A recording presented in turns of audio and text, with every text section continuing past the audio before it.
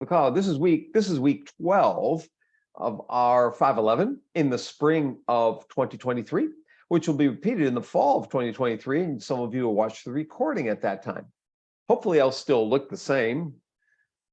As I said, I did get a haircut today, so my hair will be a little bit longer in a year or in 6 months, but we'll see. I will probably cut it between now and then. So we're into Bandura. This is a 5th different learning theory this semester, maybe the 6th or 7th. We get social learning theory, social cognitive learning theory, because Bandura came from the field of behaviorism and transitioned to a cognitivist. And so his theory in part combines both behavioral theory and cognitive theory. It's really a triarchic theory, looking at the individual, the person, and the environment, the environment, and the instructional situation that they're in. So let's go now to the slides from this time, and I have to chance upon them. There we are. There we go. So self-efficacy beliefs. What do we find we're self-efficacious towards? How about in the chat window, you put in 3 things that you have a high degree of self-efficacy for doing. 3 skills, tasks, competencies, study areas, disciplines, subject matter areas. You could be very general or you could be real specific. It doesn't matter. What areas are you self-efficacious towards? And then after we write 3 things that you have a high degree of self-efficacy for, how about 2 or 3 things that you're low in terms of self-efficacy? And maybe explain one of those and why that is. Maybe pick one of those that you're high and explain what that is and why. I will stop the recording. I'm going to stop the sharing here just for a second, see if anyone's put anything in. And I will say what I am low in is fixing things. I'm unlike Christian who can fix anything. Fixing things. Following. My microphone to play a thunder tube. Yeah, that too. Following directions, learning. So here's my 3 that I'm low in: learning languages. Okay, those are my low, and then my high. My high will be whenever I get up, as George Carlin used to say. Today's high.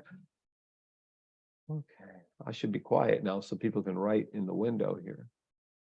What are your high in?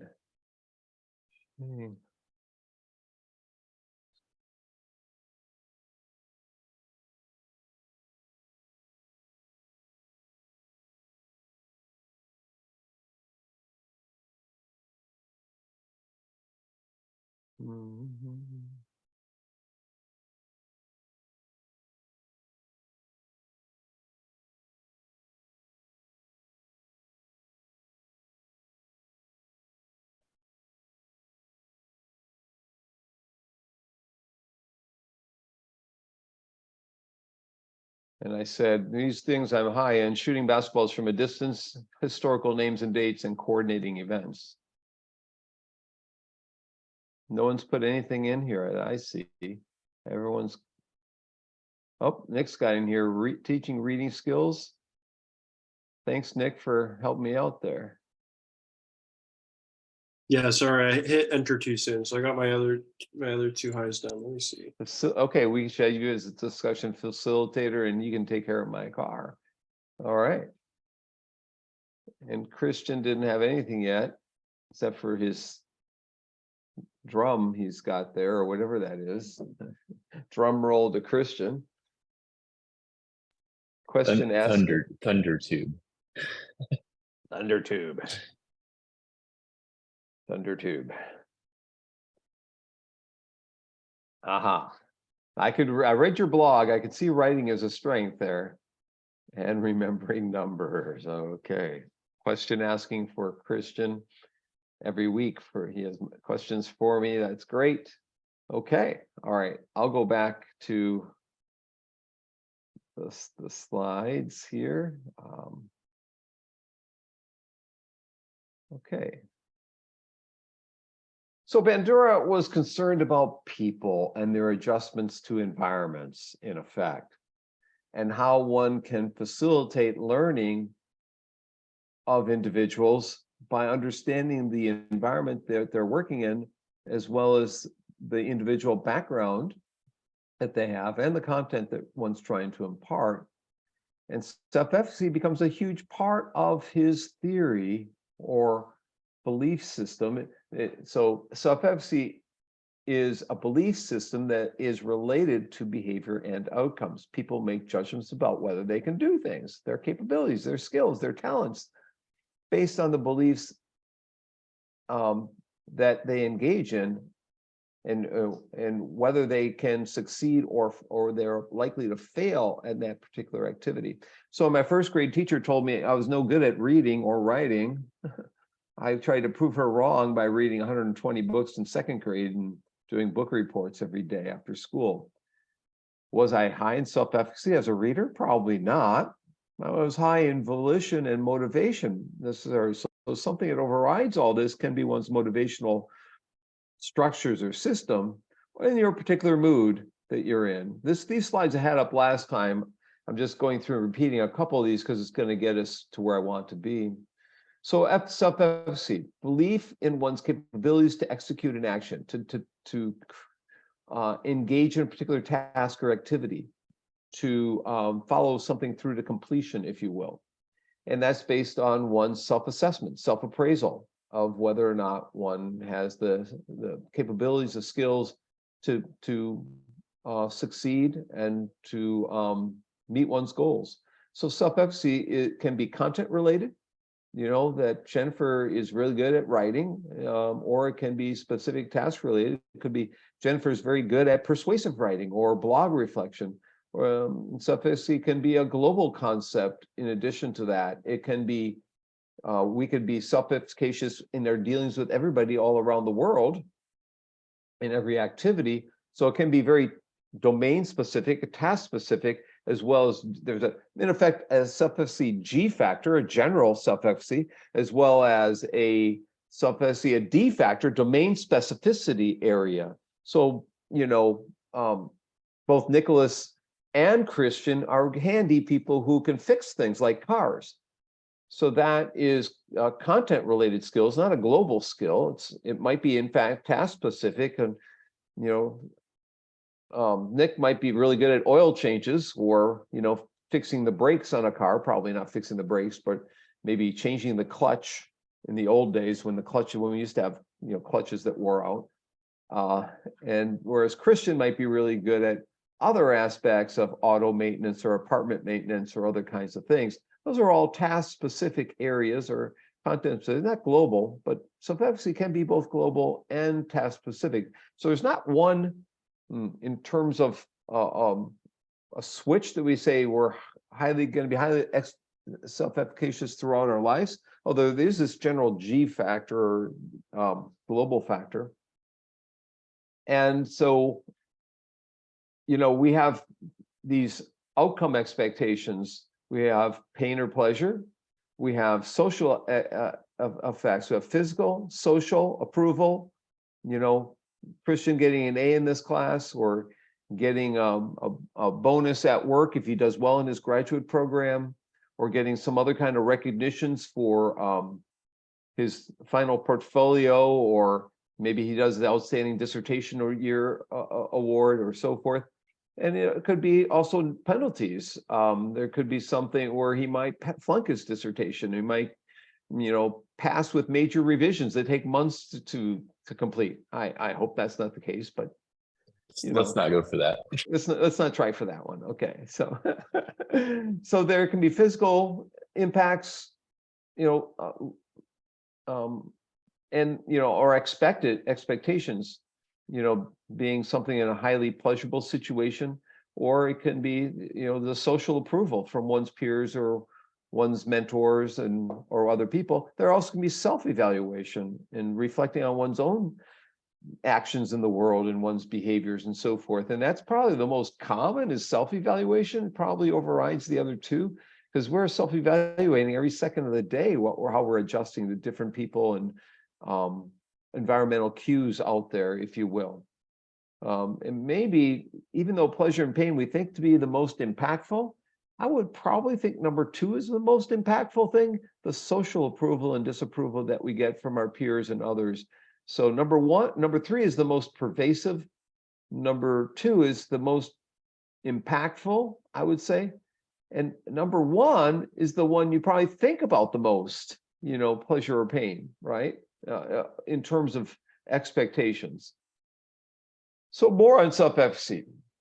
Our efficacy can come from continued failure within an area. And so if we don't read well as a first grader, like I didn't, or write well as a second grader, or whenever, if we repeatedly fail at something, we might give up. And then we enter into a cycle of learned helplessness, so that we don't think we're any good at something.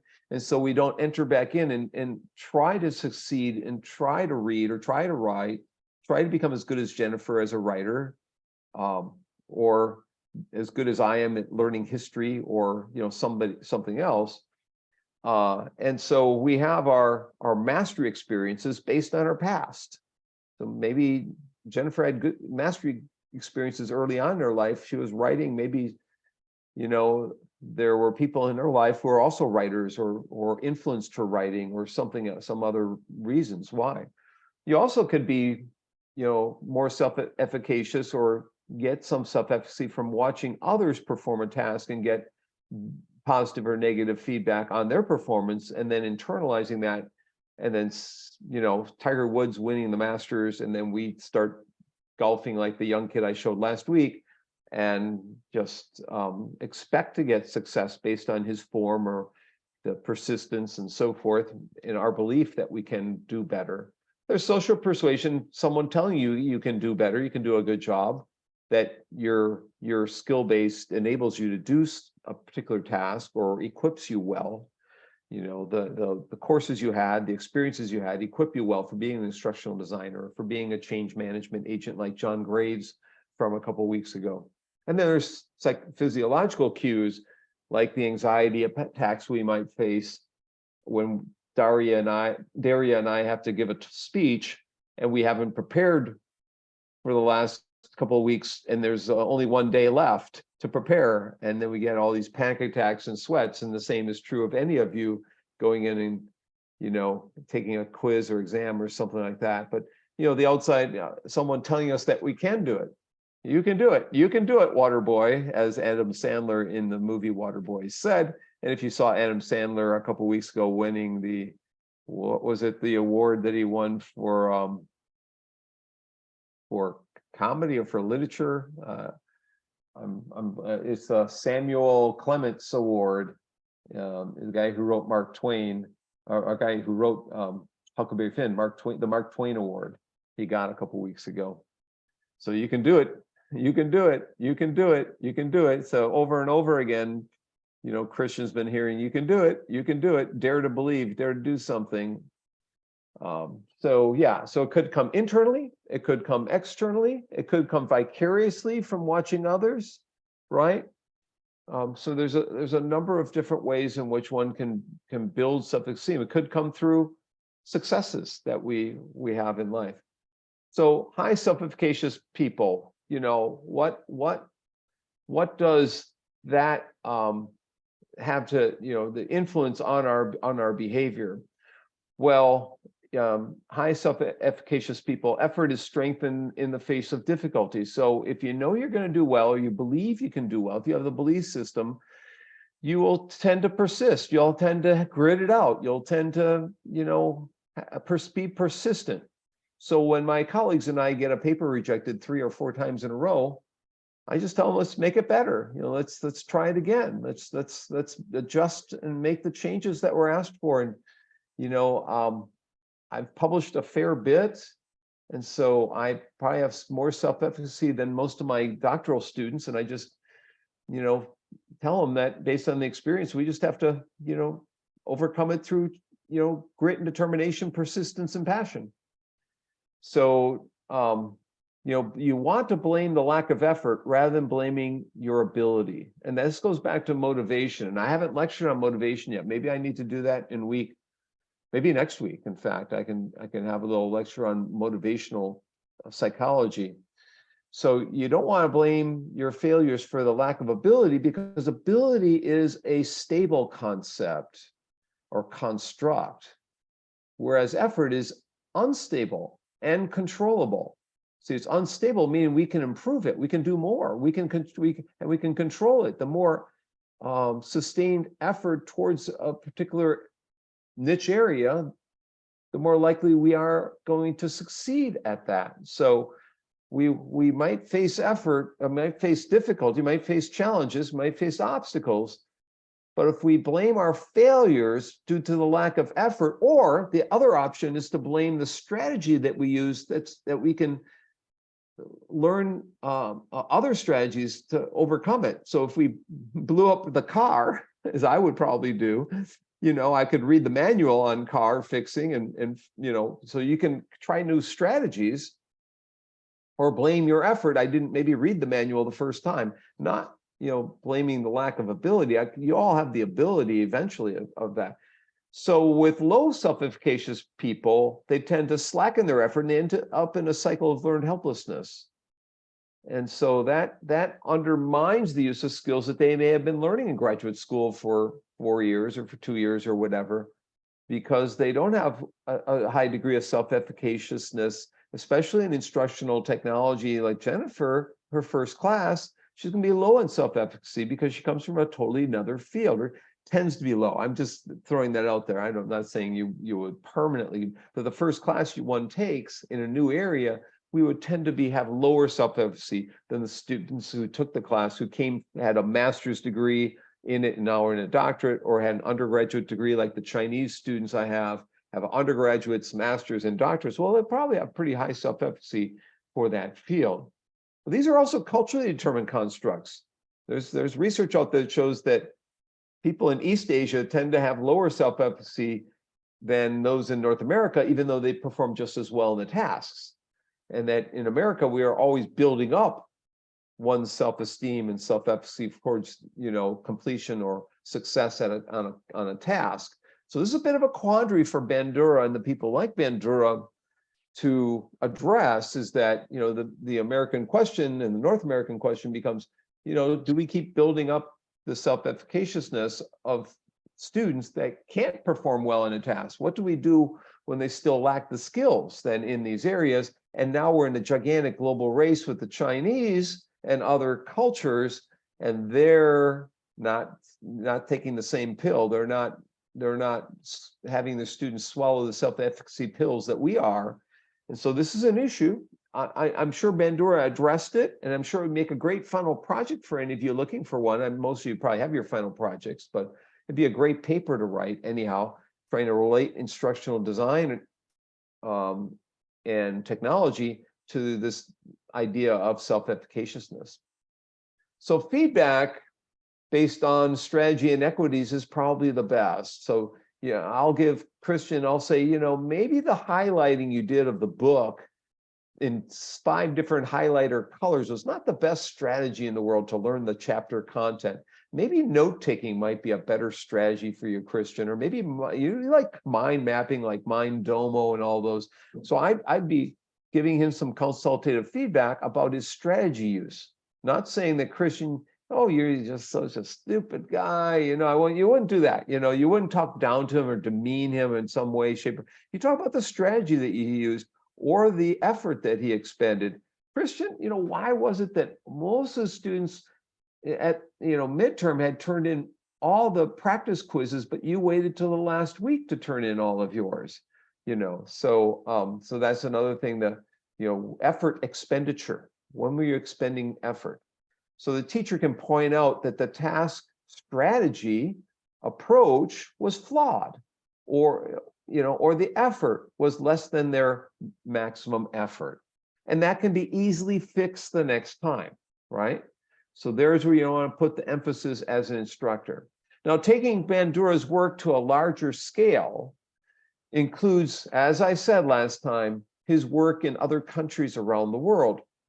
And what he did was, he was able to work with people in Mexico, Tanzania, other African countries that were having issues with AIDS, HIV, 20, 30 years ago, and issues in Mexico and South America, Brazil and Argentina and other countries, to have soap operas being rewritten to have the role models in these soap operas depict something of value to people and show those watching a lifestyle of those role models that includes reading, people accessing books, if you will, and reading documents in these portrayals, or talking about the things they read within the shows. If they're radio, if they're not television, have that content be focused on the skills that you're trying to teach, the values, the attitudes, the lifestyles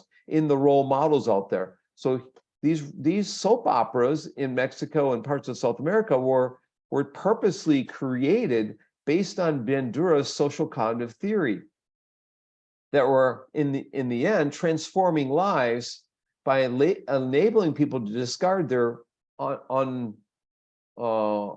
unsuccessful behavior, adopt more successful ones, move away from the deleterious styles of behavior towards adapting beneficial ones. Now, my friend Paul Kim went on to Mexico with another friend of mine, and my son went with him to Tanzania. I'll show that in a minute. And he was teaching kids how to ask good questions, like Christian, using the SMILE program, Stanford Mobile Learning Inquiry Learning Environment.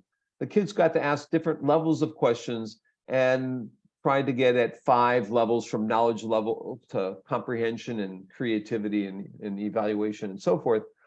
And to try and get kids' literacy skills impacted, and trying to get them some credit for the kinds of questions that they were asking, in effect boosting the self-efficacy of these students who are asking questions of each other on these mobile devices. As you can see and hear, the training that was going on with Jung Kim, my good friend, and Paul Kim, my other good friend. Paul's at Stanford, and he's the Associate Dean of Learning of Technology there at Stanford School of Education.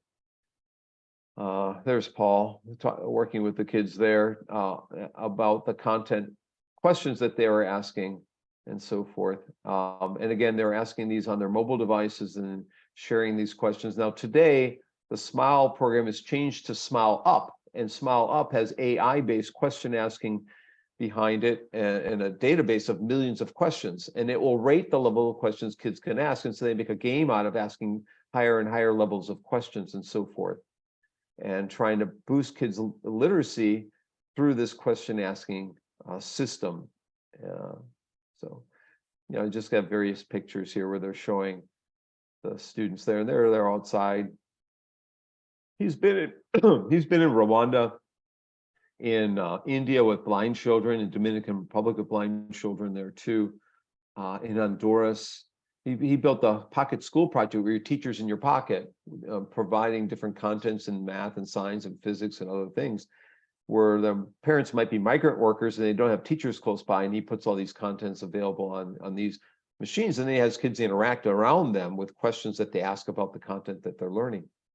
Well, Ben, going back to Bandura, I just threw something extra in there. So he's working on the issue of illiteracy in Mexico, and trying to design, a new system, a curriculum through the soap operas, called melodramatic embellishments with music and intensity to these episodes to ensure high motivation and attention. Remember, the first principle in Bandura is attention and involvement and motivation.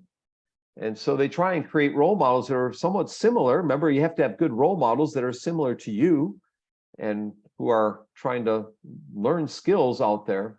And so they built these with vicarious reinforcement. If you saw the people in the soap operas in what do you call it again, melodramatic shows, the viewers were seeing people that they maybe have a fondness for. They might have some kind of similarities in terms of their personal situation, and so they're showing the benefits of a self-education program, both for the personal development, but actually Bandura showed that it had an impact nationally on the literacy rates within Mexico. So you're talking about not just a study in a classroom, you're talking about something tried out on a national scale. This rarely happens in education.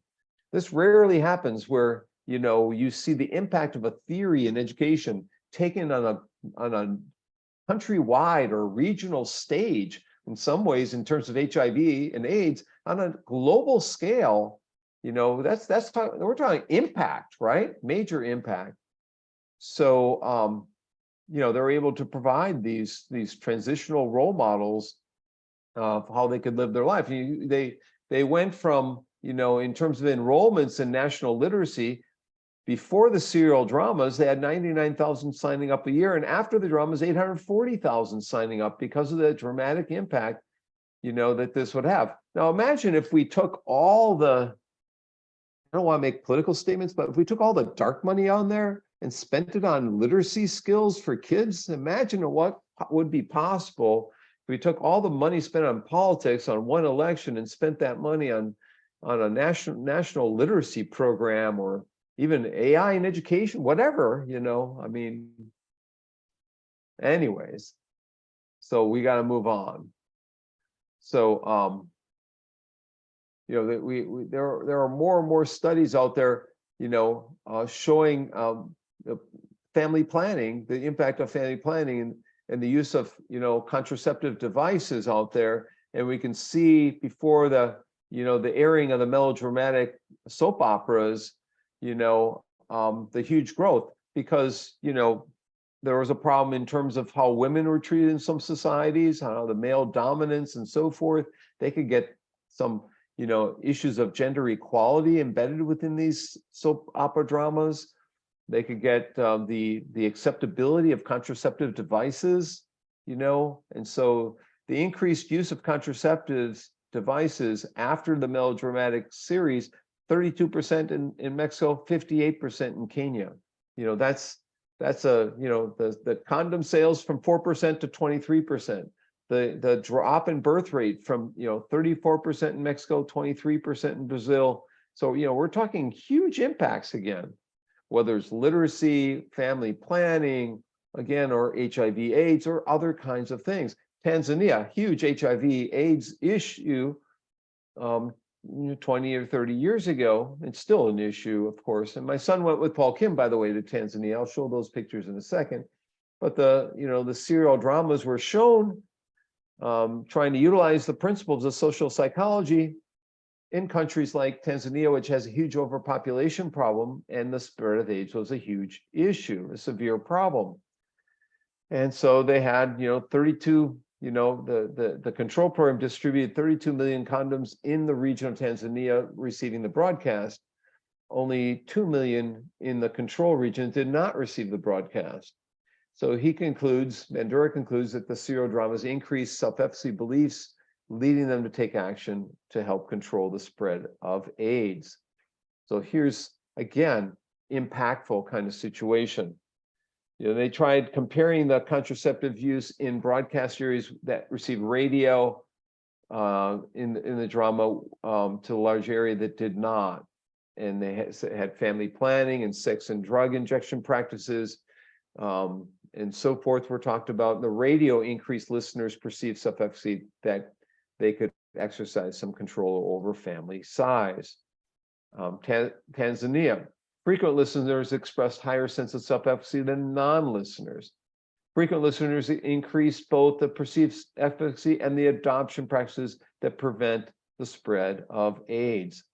The more people listened to the broadcast, the more they talked about it with their spouses, with their friends, and so forth, with themselves, potentially, right? So it's just an awareness issue in part, and awareness can lead to action. There's Tanzania. My son got to Tanzania. He sent me the pictures the first night he was there. I happened to be up late at night, and I got these pictures. It was like 2 in the morning in the US. It was in midday in Tanzania. That's downtown Dar es Salaam, I believe. And there's my son coming to me in Skype that night. I was half sleeping, as you see, February 11, 2012, on a Saturday. And they're the kids that he was working with in Tanzania, writing stories. Eventually, he sold these stories as social entrepreneurship. and so forth. These are some of the kids Alex, my son Alex, was working with there in Tanzania. Cut out a bunch of, and the first problem that they had was a power generator went, so they had to get a new power generator so the program could still function there. And once they did, they could have all the kids again asking these questions of one another in the SMILE, Stanford Mobile Inquiry Learning Environment project. As you can see, he's helping them figure out what the higher levels of questions would be. My son took all these pictures, by the way. If you're wondering what my son looks like, he'll be coming up in a second. Thumbs up, thumbs up. That's Paul Kim in the middle. My son's on the left-hand side in the bottom. Alex is originally from Korea. There he is, the tallest. So he's actually kind of short. He's the tallest one in the group. Two young kids he's working with there. And they're having a lot of fun in the group. I think Alex took this picture because I don't see him in here anywhere unless he's hiding. So he probably is the one who took this one. And again, in Argentina, he went with Paul Kim to work with indigenous populations in Northwest Argentina, as well as those back in Buenos Aires. So Bandura has chosen to not do work within the mainstream of psychology, which is very negative. The mainstream is, the whole profession has become the problems that humans have, and he tried to look at the possibilities instead of the problems. He swims against the tide. He said, theories grossly overpredict pathology. And so he, wants to look at potential. So Bandura traces the roots of negative bias to prevailing theories in psychology, biology that underestimate humans as active agents. Instead of seeing them as passive, like behaviorists, he sees people as active agents in one's own environment that have some sense of control over their learning situation, not a linear, computer-based model at all. Such theories in the past treat people as automatons undergoing, the same actions, the same, set of skills, the same paths for everybody out there, with no sense of personal identity, no sense of self-efficacy, no sense of choice, no sense of empowerment, no sense of control. I mean, oh God, it's probably most people's undergraduate programs, and high school right there, right? So the height of irony, he says, that a science of human functioning strips away the very capabilities that let us be human. The environments that we work in don't let us be creative, don't let us be human, don't let us seek out, don't let us be passionate about something. They want to regimentate everything and have people be the same, and compare people, the sameness out there. Unfortunately, that we're all becoming robots, right? And pre-wired to do things. Is that, do you think, because of a desire for research to be transferable? There's always that. That's the case, and that might filter over into the rest of society if we want things to be transferable. But that's a research notion. I'm talking, about, life. I guess they want to standardize things so as to equip people all the same. It might be an equity issue, right? So we give everyone the same stuff so we don't let anyone lose out in any way, shape, or form. But inequity becomes inequity for you try to, become equitable in terms of the opportunities and possibilities and the paths. As soon as we create the sameness of the path as an equity issue, then that defeats the purpose right away. It's an immediate defeat of the purpose. So, I'm not making a statement here in terms of diversity, equity, inclusion. I'm all for that, but I'm just saying if you try to create curriculum based on being fair to people and providing people the same pathways that everyone else has, you're not thinking about their prior history, their prior knowledge, what they're familiar with, and what they would prefer to have, right? And you build on what their preferences are. You just don't create a curriculum hodgepodge and pre-structure it for everyone and say, here's how you're going to learn, here's how Christian's, here's how Nick's going to learn, here's how Jennifer, here's how Kurt. We're not all the same. We're not going to choose the same learning objects, if you will, in our paths. So Bandura has a lot to say about that. He does believe in luck and spontaneity, unlike the behaviorists out there. Other comments or questions? Jennifer? I haven't read it myself, but in professional development circles, there's a lot of talk about the growth mindset. Is this comes out of that, or Well, I mean, that comes out of this, I'm sorry. I think a few stairs away, a few doors away, is Carol Dweck from where Bandura's office was. I'm thinking I read this somewhere, that Dweck may have been a student in Bandura's class, and the theories came out of, you know, her getting her to think in terms of, you know, a positive growth mindset. And so there's a linkage between self-efficacy and growth mindset. There's a linkage between the work at UPenn and grit. What's her name that had the famous TED? If you haven't watched the Angela Duckworth's TED Talk on grit, is a famous one, and her books on grit. Those three people are kind of intertwined: Bandura, Duckworth, and Dweck. You know, and there are many others who are looking at positive psychology. So that's Seligman is one person who used to look at dogs and other animals that were deprived and looked at, you know, learned helplessness. Just look at, you know, these people, the dogs that lacked social emotional bonding and any relationships with others because they were alone in the cage. And he just looked at how, you know, one gets disparate over time. And he moved from being one who was looking at, you know, the phobias and the problems in psychology to one who's looking at the positive aspects. I think it's Robert Seligman. He's at UPenn as well. So Duckworth and Seligman and others are at UPenn, and there's the people at Stanford. Those are, I guess, would be the positive psychology camps, if you will, although I've not read it that way per se. I think UPenn would definitely be one, whether Stanford's got many other psychologists. I mean, those are just two of probably hundreds, you know. So that's where I would look if you want to connect what you're learning here with what you've read about growth mindset, which tends to be something that schools can adapt to, corporations can adapt to. And it would be wise if I would bring in someone into this class or R622 on learning environments design who can talk about growth mindset, right? Without talking about growth mindset in a nebulous, abstract way, and have someone have real examples and be an authority on it, not just someone who's a casual reader of it. But you got me thinking that maybe I need to do that. Any other things? This is good.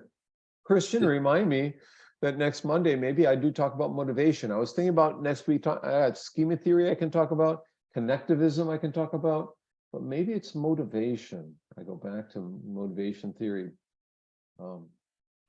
Did Bandura ever have anything to say about Vygotsky's concepts once they kind of got released into the US?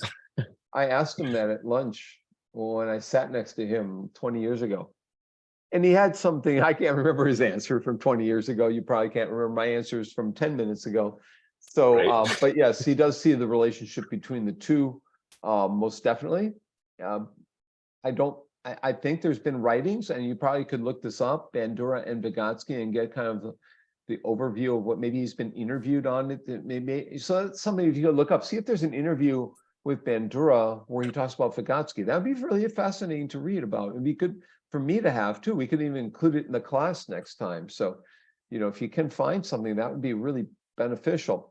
And Jennifer could look up whether there's an interview article with either Carol Dweck, or with Bandura talking about growth mindset and self-efficacy in the same interview piece. Either of those would be useful things to include in here. And you'll notice that the last few weeks when I go through different learning theories, I'm not following the syllabus anymore. I stopped as of last week when we did the corporate stuff, or 2 weeks ago.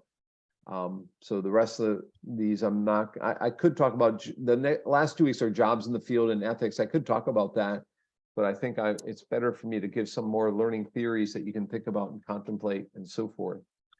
So I'm going to stop the recording and say thanks for coming to part 2 of R511 week 12. And we are at the end, because this week, 2 days, I go to AERA in Chicago. Back next Monday. See you there, same time.